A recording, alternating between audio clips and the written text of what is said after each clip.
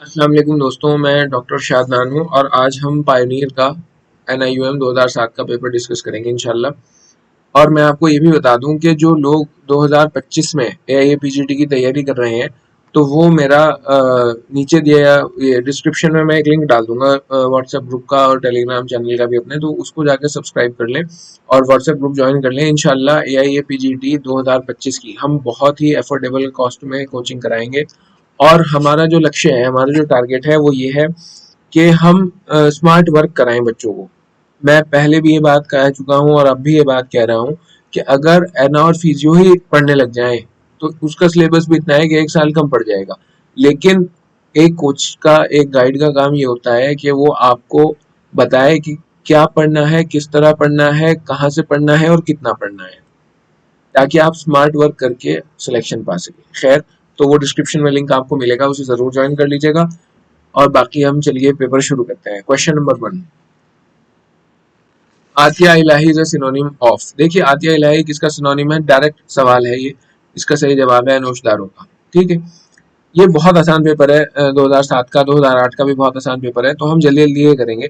जो direct questions हैं मैं उनको बहुत ज़्यादा डिस्कस यहाँ पे नहीं करूंगा। जो कंसेप्चुअल हैं, ये मुझे लगता है जो डिस्कस करने की बहुत ज़्यादा ज़रूरत है, तो वही मैं डिस्कस करूंगा। डायरेक्ट सवालात, क्योंकि अभी अनोश दारो जो है ये आतिया इलाही है, जिसने भी जामिया लदविया पढ़ी है वो आसानी से कर देगा, और जिसने वो जामिया लदविया नहीं पढ़ी तो भाई माफ़ी के साथ कहना चाहूँगा उसका सिलेक्शन नहीं होने का। ठीक है, और मेरे ज़्यादातर व्यूअर्स, बहुत सारे व्यूअर्स ऐसे हैं, ज़्यादातर व्यूअर्स ऐसे हैं अल्हम्दुलिल्लाह जो बहुत मेहनती हैं, लेकिन कुछ व्यूअर्स ऐसे भी हैं जो बस मतलब हल्के में ले रहे हैं चीज़ों को। तो अगर आपने जामिया लदविया, रहबर मौलजात, उसूल-ए-तिब रिफ्रेशर और रोम्स और ये प्रीमियर, पायनियर और पायनियर एडवांस नहीं पढ़ी तो भाई होता नहीं सिलेक्शन। चलिए खैर, what is the cause of नफखतुर रहम। देखिए, कह रहा है नफखतुर रहम का कॉज क्या है। नफखतुर रहम के हम इतने सारे नाम पढ़ चुके हैं, डिस्कस कर चुके हैं अपने पिछले पेपर्स में भी। तो अब जो है इसके 4 ऑप्शन है: सुए मिजाज हार, सुए मिजाज बारिद, सुए मिजाज रतब या सुए मिजाज याबिस। हार तो नहीं होता, याबिस भी नहीं होता। कंफ्यूजन इन दोनों में बच्चों को रहता है। नफखतुर रहम अगर किसी को हो रहा है तो उसका सीधा सीधा जो है 2 का आंसर हो गया बी, सुए मिजाज बारिद। ऑसलर्स नोड्स आर फाउंड इन। देखिए, ऑसियर्स नोड जो है ये कहाँ पाई जाती है? ये पाई जाती हैं, सबसे पहले तो ये देखिए ऑस्टियोआर्थराइटिस में कौन सी पाई जाती हैं? हर्बेंडेंस नोड्स। ठीक है, रूमेटाइड अर्थराइटिस की एक बार देख लिए, स्वाम नेक डिफॉर्मिटी हो जाती है इसके अंदर।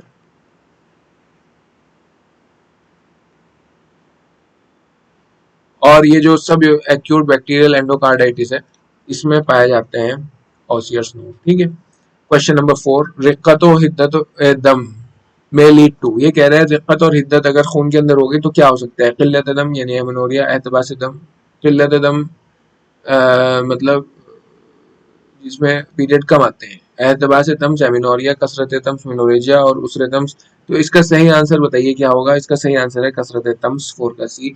अगर खून के अंदर हिद्दत और रिक्कत हो गई तो पीरियड जो है वो ज्यादा आने लगेंगे, यानी मिनोरेजिया हो जाएगा। Question number 5, kernic kernicterus is caused by. देखिए, ये जो है ना थोड़ा सा कंसेप्चुअल सवाल है।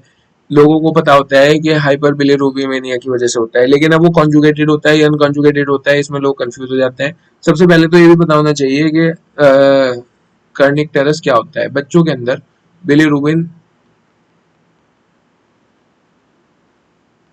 हाई हो जाता है, ज्यादा हो जाता है, और फिर क्या होता है, ये जो होता है bilirubin move from blood to brain, blood से ये जो है ब्लड में पहुंच जाता है और ब्लड से ब्रेन की तरफ जाता है और ब्रेन में जाकर परमानेंट डैमेज कर देता है।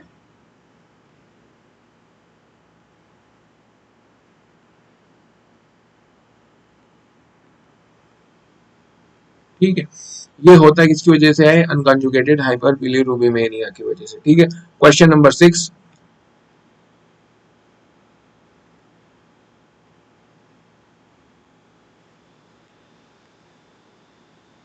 क्वेश्चन नंबर 6, करुए रहम इज एसोसिएटेड विद। करुए रहम किसके साथ एसोसिएटेड है? दम बलगम, दम बलगम, सफरा सौदा। 4 इसने एग्जाम्पल दे रखे हैं। 6 का जो सही जवाब है, 6 का सही जवाब है सी, करुए रहम जो है, जो रहम के अंदर करू है, जो होता है वो सफरा की वजह से होता है। Question number 7, punched out edges are characteristic of. Punched out edges किसके होते हैं? सिफिलिटिक अल्सर के होते हैं, ट्यूबरक्यूलर के। ये बहुत ही पूछा जाता है, इसके अंडरमाइन होते हैं।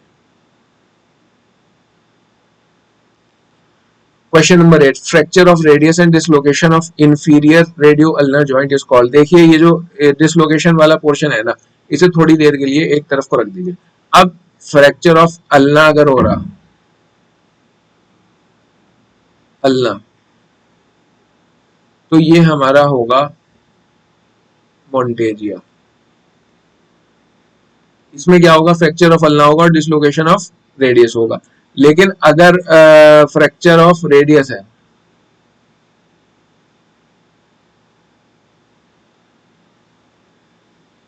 तो ये होगा गलेयाजी। ठीक है, अब इसमें क्या कह रहा है? फ्रैक्चर ऑफ रेडियस है, तो फ्रैक्चर ऑफ रेडियस है तो 8 का बी करेक्ट आंसर हो जाएगा। Now less common variety of सराय। सराय की सबसे लेस कॉमन वैरायटी कौन सी है? ये है सराय सफरावी। सफरा की वजह से सबसे कम सरा होता है। लोकल एप्लीकेशन ऑफ हंजल is best use for. Local application अगर हंजल की बात की जाए तो ये वर्सुलैन में इस्तेमाल होता है। 10th का ये। 11, who among the following introduce the concept of relationship health. Relationship health का जो कंसेप्ट है, ये किसने सबसे पहले इंट्रोड्यूस किया था? देखिए क्या कहा था कि इन्वायरमेंट की और हेल्थ की एक रिलेशनशिप है। ठीक है, ये बताया था कि अच्छे इन्वायरमेंट में अच्छी हेल्थ रहेगी, अच्छा इन्वायरमेंट नहीं है तो हेल्थ घट जाएगी, और ये सबसे पहले हिप्पोक्रेट ने बताया था। Question number 12, which one of the following is not a cause of उकुर। स्टेरिलिटी का कॉज कौन सा नहीं है? फरबही, इंसिदादे, फमे रहम, ताकुले उनुके रहम, मैलानु रहम। इनमें से बताना है कि कौन सा जो है इसका कॉज नहीं है। फरबही कॉज हो सकता है, इंसिदादे फमे रहम मतलब सर्विक्स का बंद हो जाना हो सकता है, ताकुले उनुकुर रहम ये जो है अगर ताकुल का मतलब खा जाना, उनुके रहम ये सर्विक्स, फम रहम समझ लीजिए वजाइना, और उनुके रहम ताकुल है, उनुके रहम तो ये जो है ये सही आंसर है, ये कॉज नहीं है। मैलानुर रहम भी कॉज है स्टेरिलिटी का। Question number 13, in case of menorrhagia when a section of which when is indicated. अगर मेनोरेजिया हो रहा है, देखिए कितनी अजीब बात है कि एक तो मेनोरेजिया हो रहा है और फिर ऊपर से फिर फस्ट भी कर रहे हैं। खैर अब ये किताबों में लिखा हुआ है तो मान लीजिए। इसमें जो है बेसिलिक वेन की फस्ट खोली जाती है, और बेसिलिक वेन का एक और नाम है तनपुरे बदन। ठीक है, डोरन जकरबी is the chief constituent of. ये इतना बदनाम सवाल है डोरन जकरबी के, सभी को पता होना चाहिए। मुफर्रर शेखुर रईस है इसका आंसर। पर swan neck deformity of fingers is seen in. ये हम देखिए ऊपर भी डिस्कस कर रहे थे। Swan neck deformity rheumatoid arthritis में होती है। 15 का बी। 16 की अगर बात की जाए, in which condition glucose appears in the urine. ये कह रहा है ग्लूकोज कब अपीयर होता है? Hyperglycaemia, below renal threshold level.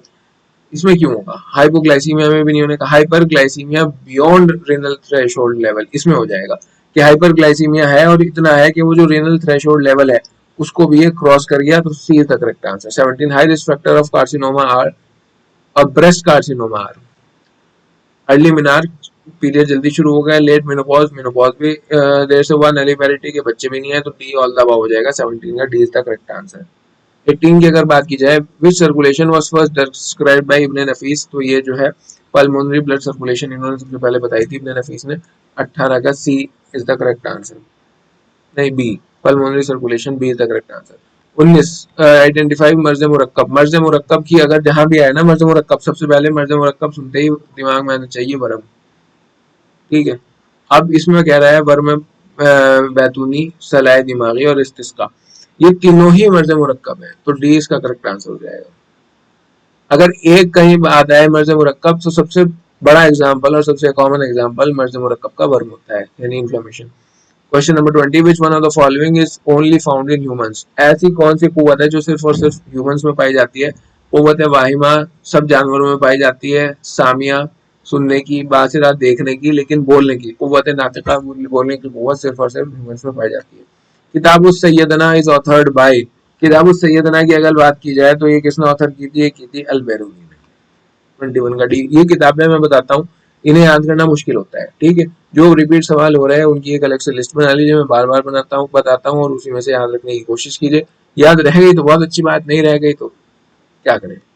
22 अफाले मुदब्बिरा depends on, जो अफाले मुदब्बिरा है, मुदब्बिर कहते हैं सोच फिक्र करने को, तदब्बुर से बनाया ये। तो ये कौन सी कुव्वत करती होगी भाई? कुव्वत हैवानिया हार्ट से रिलेटेड काम करती है, नफसानिया जो है ये करती है दिमाग से और सोच फिक्र से, तो यही है इसका आंसर। 22 का B is the correct answer. 23 फुका इज ऑल्सो नोन एज, देखिए डायरेक्ट सवाल है, फुका को नबीज कहते हैं। 23 का B is the correct answer. 24 पे चलते हैं, ऊद सलेब इज इंजीरियस टू, ऊद सलेब जो है किसके लिए इंजीरियस है? अब इसमें जो ऑप्शन दे रखी है, प्रेग्नेंट दे रखी है, लैक्टेटिंग दे रखी है, एल्डरली पेशेंट दे रखी है, लेकिन इसका जो सही आंसर है, बहुत से बच्चे इस पे डी पे लगा देते हैं 24 पे, लेकिन इसका आंसर डी नहीं है, इसका आंसर जो है वो ए है। ऊद सलेब के जो है वो प्रेग्नेंट वुमेन के लिए इंजूरियस है। सजज इज, सजज क्या है? ओर्जीनिया इंडिका, सिनामोनम टमाला, एक्विलेरिया, एगेलोचा या नन ऑफ द अबव? ये सवाल मेरा मानना ये है कि बहुत ही कम लोग कर पाएंगे, ठीक है। याद रख सकते हैं तो कर लीजिए, ये मुश्किल सवाल है, वाई बोटानिकल नेम कितने याद करेगा आदमी? तो सजत जो है वो सिनेमोनम टमाला है, ठीक है। 25 का बी। 26 पे viscid scanty classically rusty sputum स्टूडेंटिन, देखिए ये अच्छा सवाल है। विस्किड है, स्कैंटी है और क्लासिकली रस्टी है। स्पूटम किस में पाया जाता है? लोबार न्यूमोनिया में पाया जाता है। 26 का A is the correct answer. 27 atrial fibrillation is seen in all except, atrial fibrillation क्या होता है? ये होती है irregular, sudden, very rapid heart rhythm.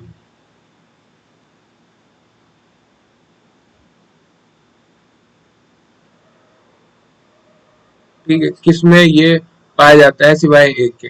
Mitral stenosis में पाया जाता है, मिट्रल रिगर्गिटेशन में पाया जाता है, हाइपोथायरॉयडिज्म में नहीं पाया जाता। सो 27 का C is the correct answer. D देखने की भी जरूरत नहीं है, डी दे रखा है डायलेटेड कार्डियोमायोपैथी, इसमें पाया जाता है। Dying deposition is recorded by, dying deposition किसके द्वारा रिकॉर्ड किया जाता है? ये किया जाता है मजिस्ट्रेट के द्वारा। 28 का B is the correct answer. और डाइंग डिक्लेरेशन जो है वो कोई भी आदमी रिकॉर्ड कर सकता है, लेकिन डाइंग डिपोजिशन मजिस्ट्रेट करता है। 29 विच स्टेज ऑफ वर्म हार इज ऑल्सो नोन एज हालत वकूफ, देखिए वर्म हार की अगर किस्मों की भी बात की जाए, कितनी इसकी किस्में हैं, तो नंबर 1 इसकी है इब्तिदा, दूसरी है तजीद या तजय्युद, जो भी समझ ले, तीसरी है इसकी इंतहा और चौथी है इसकी इन्हितात। ठीक है, इसमें शुरू होता है, इसमें जो है बढ़ने लगता है, इंतहा पे पहुंचकर सबसे ज्यादा पॉइंट पे पहुंच जाता है, फिर इन्हितात होने लगता है। तो ये कह रहा है which stage of is known as हालत वकूफ, के कहाँ से वो रुकना शुरू होगा वकूफ का।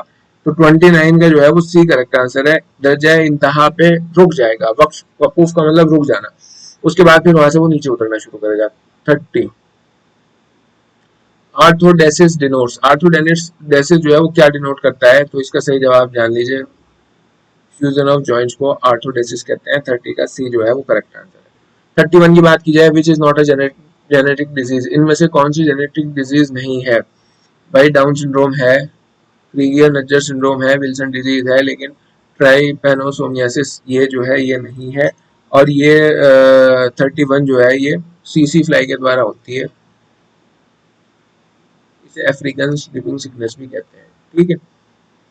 32 in हुमाय रुबेल आजमा the following principle of treatment has beneficial effect, अगर किसी को रुबेल आजमा बुखार हो गया तो कौन सा प्रिंसिपल इफेक्टिव है? यूज ऑफ हाबिसा फॉलोड बाय काबिजात, पहले हाबिसात दो फिर काबिजात दो। यूज ऑफ मुबर्रिदात फॉलोड बाय मुजीफात, opening of first basilic followed by बालिक फर्स्ट साफिन, ये इसका सही आंसर है।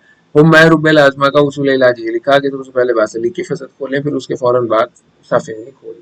32 का सी जो है वो करेक्ट आंसर हुआ। 33 when there is a feeling of inner cold and peripheral hotness during humma the condition is called, देखिए इनर अगर कोल्ड है, इनर हॉट अगर है तो ल्यूफोरिया है,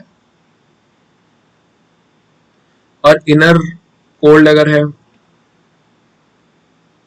तो वो जो है वो है एनियाफलूस, एनफियालूस।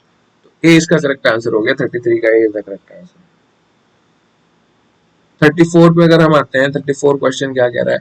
इन renal tubule sodium secreted in, renal tubule में सोडियम कहाँ से सिक्रेट होता है? चार ऑप्शन आपके सामने दे रखे हैं, सोच के बताइए कहाँ होता है।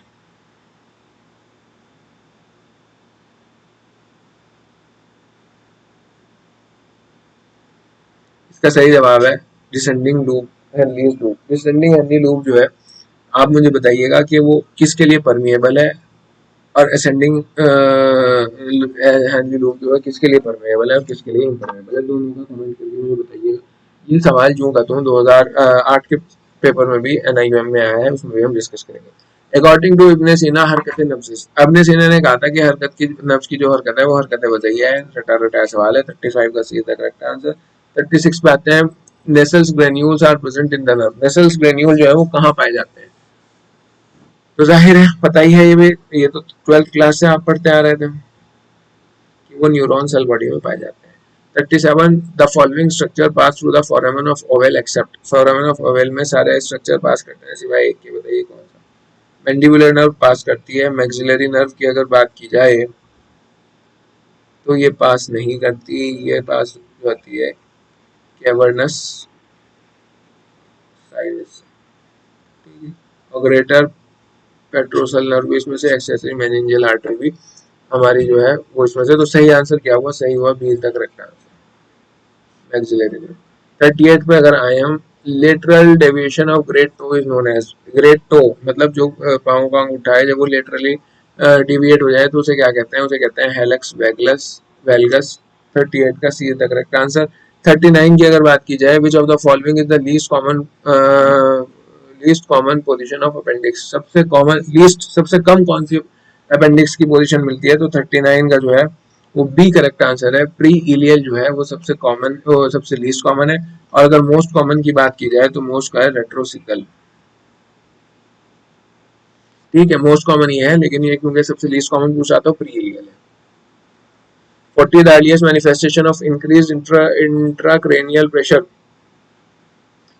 Followed by head injury. मतलब सबसे अर्लीस्ट मैनिफेस्टेशन जो होगी इंक्रीज इंट्राक्रेनियल प्रेशर की हेड इंजरी के बाद, तो वो क्या होगी? चार ऑप्शन है, इसका सही आंसर है अल्टर्ड मेंटल स्टेटस। सबसे पहले जो मेंटल स्टेटस है वो अल्टर हो जाएगा।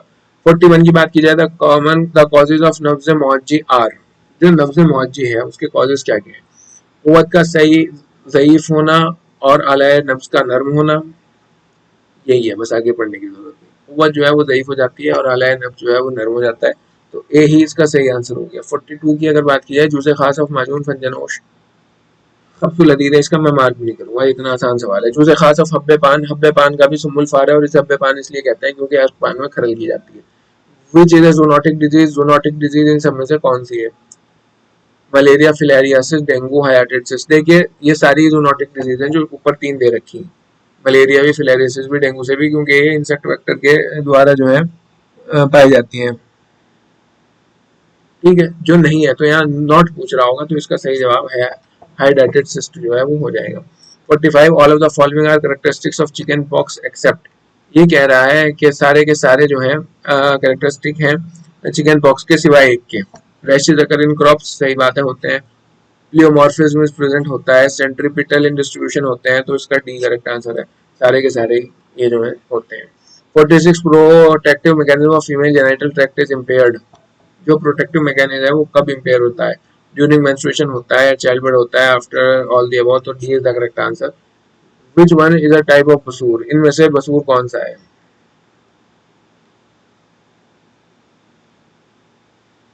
शरा, सलील, खसरा या ऑल दी अबाउ। तो इसका आंसर हुआ दोस्तों ऑल दी अबाउ।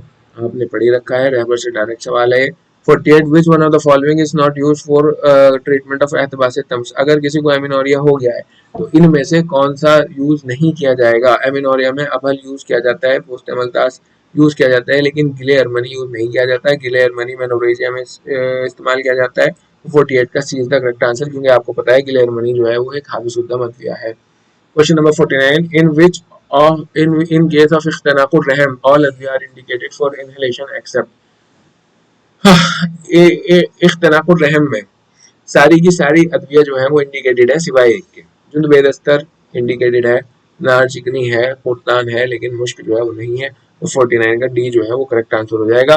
50 पे आते हैं, question number 50। The earliest change in nucleus in necrosis, जो नेक्रोसिस में अर्लीस्ट चेंज आता है न्यूक्लियस में, वो क्या होता है, वो आता है क्लम्पिंग ऑफ क्रोमेटिन। जब नेक्रोसिस होती है तो सबसे पहले न्यूक्लियस का जो क्रोमेटिन है वो क्लम्प कर जाता है। तो 50 का सी तक रहता है। 51 पे आते हैं, Zollinger Ellison syndrome is characterized by. Zollinger Ellison syndrome में क्या होता है, टू मच एसिड सिक्रेट होता है, टू मच गैस्ट्रिक एसिड,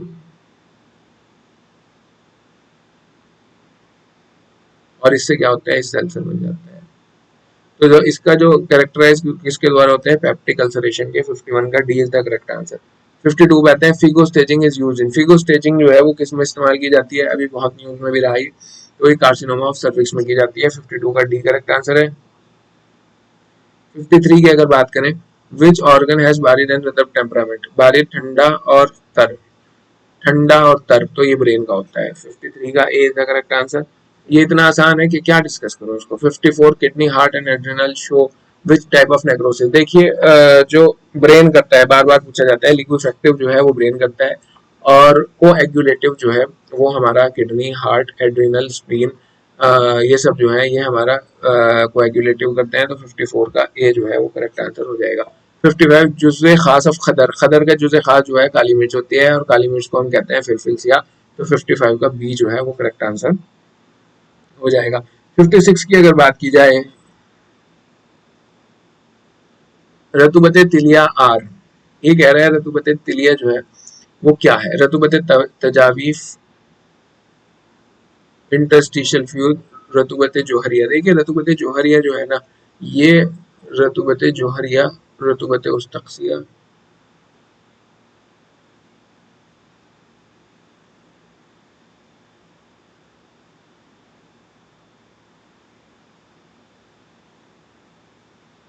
रतुबते उस्तक्सिया, तो ये जो है ना ये रतुबते तिलिया नहीं है। ऋतुबते तिलिया होती है इंटरसेल्यूलर, और ये है इंट्रासेल्यूलर। ये भी इंटरसेल्यूलर, इंटरसेल्यूलर, तो ये ऑल दी अबव भी आंसर ठीक नहीं है। यहाँ होना चाहिए था बोथ ए एंड बी। ठीक है, ये सही उत्तर है इसका। Question number 57, which one of the following is, which one is not the functioning of सफरा। सफरा का फंक्शन क्या नहीं है, तहरीक अम्मा, अम्मा को हरकत देता है, बिल्कुल ठीक। तगलीद दम नहीं, ये तरकी के दम करता है, खून को पतला करता है। तकलीद दम क्या है, खून को गाढ़ा होने का, तो ये इसका नहीं है। 57 का बी करेक्ट आंसर है। 58 की अगर बात की जाए, wide fix split second heart sound is found in. Second heart sound किसमें, मिट्रल स्टेनोसिस में पाई जाती है। 58 का नहीं, दोबारा पढ़िए, wide fix split second heart sound is found in, ये पाई जाती है एट्रियल, सेप्टल, डिफेक्टिव, तो B is the correct answer.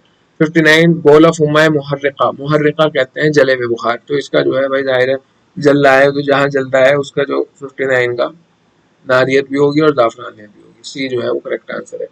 60 की अगर बात की जाए, गैस गैंग्रीन इतना बदनाम जमाना सवाल है, क्लॉस्ट्रीडियम पर फ्रीक्वेंस सही होता है। 61, Bismuth classification is used to describe. Bismuth classification जो है वो किस चीज को डिस्क्राइब करती है, nature of kidney, nature of liver damage, nature of kidney damage, level of pancreas, या बाइल डक्ट। देखिए 61 की अगर बात की जाए तो बी से बिस्मथ है, और बी से ही बाइल डक्ट है, तो डी इसका करेक्ट आंसर हो जाएगा। 61 का D is the correct answer. 62 की बात करें, गलीज व सकील मादा ऑफ दुबैला मनकूसा इज एक्यूमुलेटेड। जो दुबैला मनकूसा है उसका गलीज और सकील मादा कहाँ होता है, deep and away from the skin, यही है, गहराई में होगा और स्किन से दूर होगा। 62 का ए जो है वो करेक्ट हो जाएगा। 63 की बात करें, दुआरे बदजी इज कॉज्ड बाय। दुआरे बदजी, एक्यूमुलेशन ऑफ फुजलात व मवाद इन वरीदैन associated situated both side of हलक। दूसरा ऑप्शन, एक्यूमुलेशन ऑफ फुजलात व मवाद इन शेरीन सिचुएटेड बोथ साइड ऑफ, मतलब शराइन है ये, मतलब आर्टरीज, वरीदैन वेन्स, और थर्ड ये कह रहा है असाब यानी नर्व्स, और डी कह रहा है नन ऑफ द अबव। तो 63 का जो है वो ए करेक्ट आंसर होगा। ये जो वेन्स में एक्यूमुलेशन होगा फुजलात मवाद का बोथ साइड ऑफ द हलक, तो उसे हम दोबारे बदजी कहेंगे। 64, ptosis associated with large people is indicated of।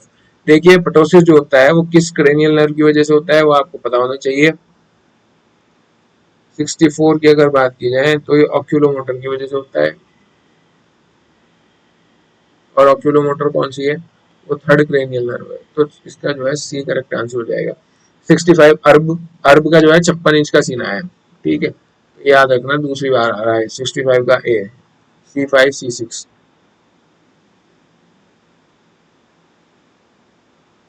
66 की अगर बात करें,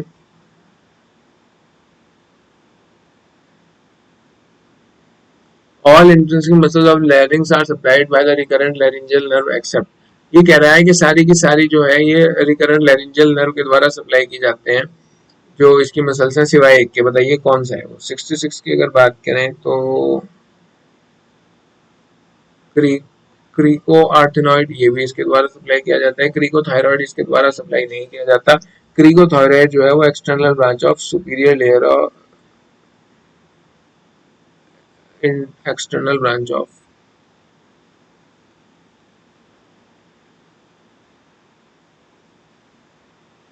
सुपीरियर लैरिंजियल नर्व के द्वारा ये सप्लाई किया जाता है, जबकि थायरो आर्टिनॉइड और ओब्लिक आर्टिनॉइड ये सब के जो है ये सप्लाई किए जाते हैं रिकरेंट लैरिंजियल नर्व के बाद लेके, तो सही आंसर हुआ क्रिकोथायरॉइड, तो B is the correct answer. 67 female reproductive organs में develop in the absence of which hormone. अब ये कह रहा है कि फीमेल रिप्रोडक्टिव हार्मोन्स किस हार्मोन की ऑर्गन्स, फीमेल रिप्रोडक्टिव ऑर्गन जो है किस हार्मोन की गैर हाजिरी में डेवलप होंगे, तो इसका जो सही जवाब है दोस्तों आप देख सकते हैं वो है anti Mullerian hormones. Anti Mullerian hormones का काम क्या होता है, एंटी मुलेरियन हार्मोन्स एक बच्चे के अंदर मेल के जो कैरेक्टर्स हैं वो डेवलप कराते हैं और फीमेल्स के कैरेक्टर्स को जो है वो दबा देते हैं। आप लिख लीजिए एंटी मुलेरियन हार्मोन यानी AMH play the key role in development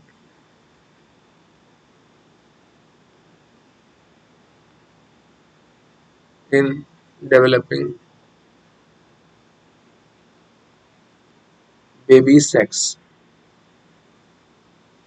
जो बेबी का सेक्स होता है उसको ऑर्गन्स इन वुम्ब, वुम्ब के अंदर बेबी के जो सेक्स ऑर्गन बनते हैं उसको डेवलपमेंट में एंटी मुलेरियन हार्मोन का बहुत बड़ा इफेक्ट होता है। AMH levels are higher in male babies।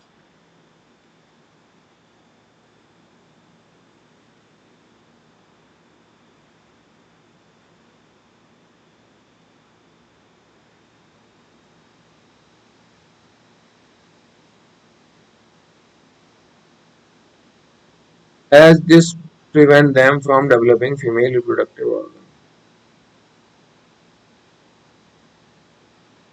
मतलब एंटी मुलेरियन हार्मोन रोकते हैं, प्रिवेंट देम फ्रॉम डेवलपिंग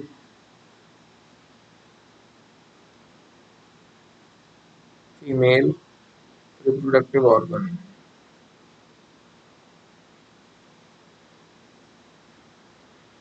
ठीक है, तो A is the correct answer. 68 which pipette has 3 marks, WBC pipette में होता है 0.5, 1 और 11, ठीक है। 68 का बी जो है ये करेक्ट आंसर हो गया। 69 की अगर बात की जाए क्लेफ्ट लिप, क्लेफ्ट लिप कब होता है 10 से 14 हफ्तों में, ठीक है, तो ये जो है समझ लीजिए आप 2.5 महीने से लेकर और 6 महीने तक कभी भी आप इसको जो है क्लेफ्ट लिप को रिपेयर करवा सकते हैं। पॉजिटिव रिनेस टेस्ट मीन्स, देखिए रिने टेस्ट जो है, रिने जो भी इसको कहते हैं, इसके बारे में आप पढ़िएगा। ये जो है ट्यूनिंग फॉर्क लेके टेस्ट किया जाता है। अगर ये टेस्ट पॉजिटिव है, मैं इसको ज्यादा डिटेल में नहीं बता पाने का, लेकिन ये अच्छा टेस्ट है, पता होना चाहिए। अगर ये पॉजिटिव होता है, रिनेस टेस्ट अगर पॉजिटिव होता है तो इससे ये पता लगता है कि एयर कंडक्शन जो है वो पुअर है बोन कंडक्शन में, तो बोन कंडक्शन बेटर हुआ, तो 70 का जो करेक्ट आंसर होगा वो बी होगा अगर पॉजिटिव आया। और अगर ये नेगेटिव है तो बोन कंडक्शन जो है वो इक्वल होता है एयर कंडक्शन, तो 70 का सी होता है, लेकिन बी इसका करेक्ट आंसर है क्यों पॉजिटिव पूछ रहा है। बोले उतरे जी, देखिए बोले उतरे जी तो है ये अतदाल को डिनोट करता है। ये 10वीं बार मुझे लग रहा है मैं डिस्कस कर रहा हूँ ये सवाल।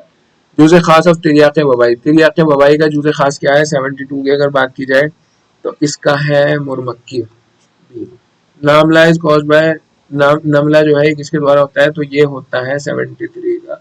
ये करेक्ट आंसर है। लतीफ और तेज सफरा, हल्का और तेज जो है ये नामला करता है। 72 in cold water drowning the cause of death is, अगर कोई ठंडे पानी में डूब के मरे तो उसकी डेथ का कॉज क्या होता है? वो होता है vagal inhibition. A is the correct answer. Which one is not a type of irritant poison, इसमें से कौन सा इरिटेंट पॉइजन नहीं है? रिसिनस कम्युनिस्ट इरिटेंट पॉइजन है, क्रोटोन टिग्लिम है, कैस्टर सीड ऑयल है, थॉर्न एप्पल जो है वो इरिटेंट पॉइजन नहीं है। तो 75 का डी जो है वो करेक्ट आंसर हो गया। The most constant part of डोराइटम्स, मेंस्ट्रुएशन का सबसे कांस्टेंट पार्ट कौन सा होता है? ल्यूटेल फेज होता है।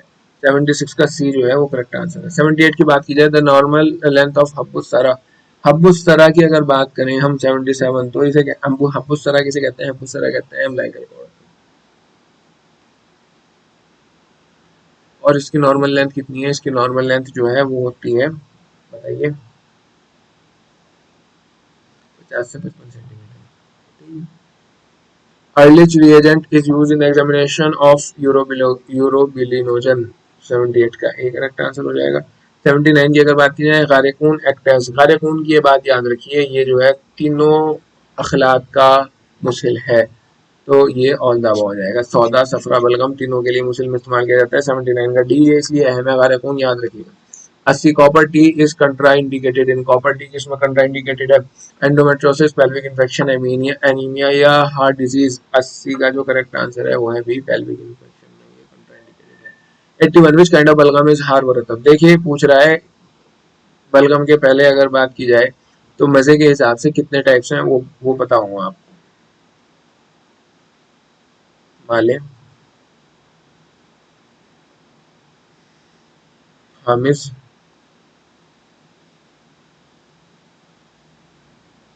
मसीख, मसीख हो गया आगे, तीन हो गए, पांच हो इसके। चौथा आया अफिस और पांचवा आया हुलू। मैंने आपको ये याद करा रखे, ये जो है ये है हारियाबिस, बारिदियाबिस, बारिदियाबिस, बारिद और हार रतब। ये क्या पूछ रहा है? हार रतब, तो इसका होगा हुलू भी इज द करेक्ट आंसर। पारा खालिस pure mercury is extracted from, pure mercury जो है वो कहाँ से एक्सट्रैक्ट की जाती है? 82 का बताइए। इसका आंसर है सी, शंगरफ। यहाँ मरकरी देख के लोग इसे लगाने की सोचेंगे कि, लेकिन ये नहीं है, प्योर मरकरी शंगरफ से की जाती है। 83 high protein content is found in, protein content high किस में पाया जाता है? अर्कियात, कुश्ताजात, माउल इसी में पाया जाता है, गोश्त के पानी में। 83 का सी करेक्ट आंसर है। 84 की अगर बात की जाए, चश्म इज मेड अप ऑफ, चश्म की तरकीब कौन सी है? देखिए, तरकीब उला,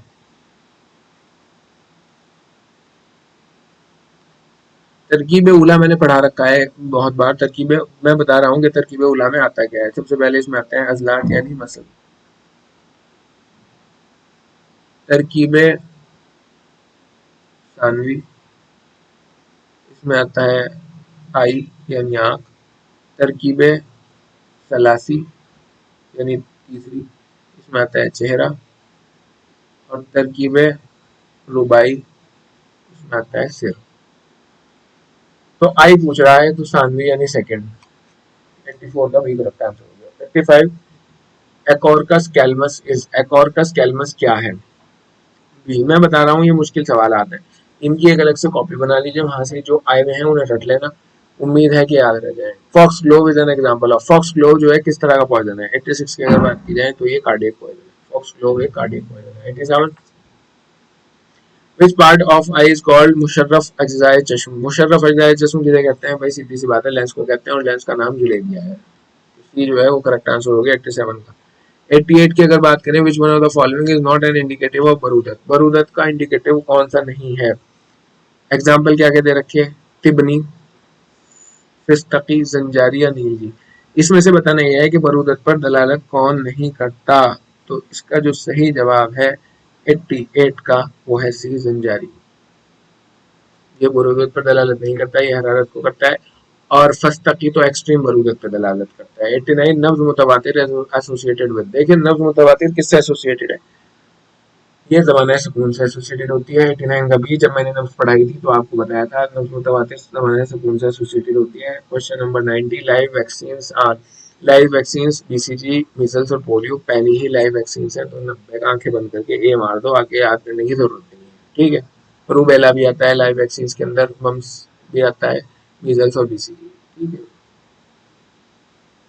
91 the main blood supply of nasal cavity is through, जो मेन ब्लड सप्लाई है नेजल कैविटी की वो होती है स्फेनोपेलेंटाइन आर्टरी के द्वारा।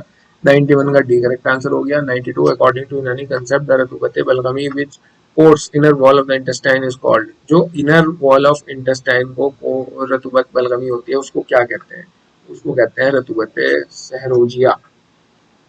93 नतूल विच जोशंदा है सर्द व काबिज ड्रग्स लाइक माजू आस गुलनार जुफ्ते बलूद थली बबूल एक्सेट्रा इज यूजफुल इन, किसमें होंगे यूजफुल, तो ये होंगे इनका जो नतूल है इन सब दवाओं का। 93 ये मुश्किल सवाल है, ये मर्ज इस्तिस्काया उस सुफन, इसमें होंगे जब हाइड्रोसील कह लो उसको, या जब सुफन के अंदर यानी टेस्टिस के अंदर पानी भर जाएगा।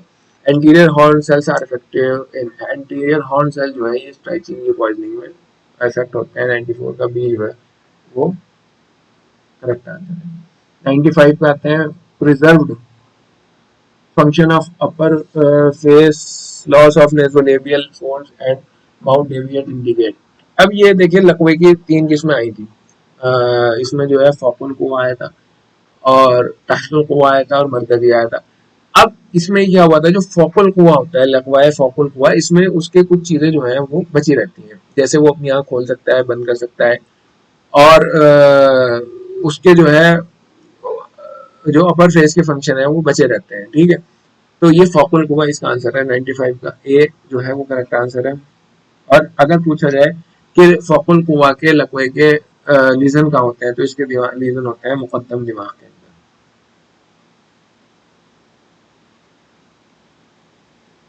ठीक है। इसमें ताहाल इंडिकेट्स, ताहाल का बढ़ जाना क्या इंडिकेट करता है, portal hypertension, right heart failure, both A and B या सी, तो ये दोनों ही चीजें दिखाता है। अगर ताहाल बढ़ गई, स्प्लीन बढ़ गई, तो ये पोर्टल हाइपरटेंशन को भी दिखाता है और राइट हार्ट फेलियर को भी ये शो करता है। 97 Little's area is form by, देखिए लीटर नहीं है Little area, Little area is form by branches from facial artery and sphenopalatine artery. 97 का यही करेक्ट आंसर हो गया, आगे पढ़ने की जरूरत नहीं। इसमें फेशियल आर्टरी और स्फेनोपेलेंटाइन आर्टरी की ब्रांचेस जो है ये लिटिल एरिया को बनाती हैं, और ये जो है यहीं से सबसे पहले जो है जो एपिस्टेक्सिस होता है नेजल ब्रीडिंग वो इसी एरिया से होती है। Question number 98 the following muscles are supplied by musculocutaneous nerve except, ये सारी की सारी मसल जो है मस्कुलोक्यूटेनियस नर्व के द्वारा सप्लाई की जाती है सिवाय एक के, वो क्या है बताइए, वह है ब्रेकियो रेडियलिस, जो कि रेडियल के द्वारा की जाती है, रेडियल नर्व के द्वारा सप्लाई की जाती है। इसमें रेडियल आ रहा है, रेडियल यहाँ भी आ रहा है, बाकी सब मस्कुलोक्यूटेनियस के द्वारा सप्लाई की जाती है। तो 98 का सी जो है वो करेक्ट आंसर होगा। लिटिल्स एरिया का एक नाम और भी है और इसे कहते हैं केसलबैक्स प्लेक्सस,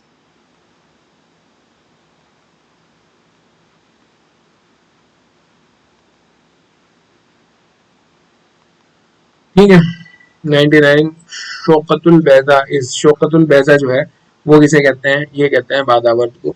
बादावर्द का नाम शौकतुल बैजा है और इसका धमासा भी है और डब्बा भी है, धमासा डब्बा, तीन नाम इसके मैं आपको बता रहा हूँ शौकतुल बैजा बादावर्द के, ठीक है। 99 का बी करेक्ट आंसर हो गया। 100 की अगर बात की जाए कै उद्दम, कै उद्दम मतलब खून की उल्टी आना, किसमें तलैयो ने कबित में आ सकती है, करुए मेदा में आ सकती है, सल्ताने में, तो डी जो है इसका करेक्ट आंसर है।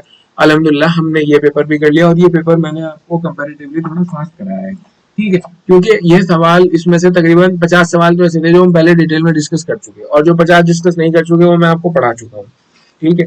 तो जल्दी जल्दी में पेपर कराया और मुझे इस बात की खुशी है कि जो इसमें गलतियां हो जाती हैं बच्चे कमेंट करके उसे ठीक कर देते हैं। देखिए दोस्तों, इस बात से मुझे तो डबल फायदा है, मेरी खुद की भी सलाह हो जाती है, दूसरा ये कि चैनल भी ग्रो करता है, ठीक है। और मुझे इस बात की भी खुशी है कि बच्चे अच्छे से सीरियस होकर इसे पढ़ रहे हैं। तो इसमें भी यकीनन अगर कोई गलती लगती है, आपको आंसर गलत बता दिया गया, तो यू आर ऑलवेज वेलकम कि आप उसको सही करें। और बाकी आप इस बारे में क्या सोचते हैं कमेंट करके जरूर बताइएगा। अल्लाह हाफिज, अपना ख्याल रखिए। All the best.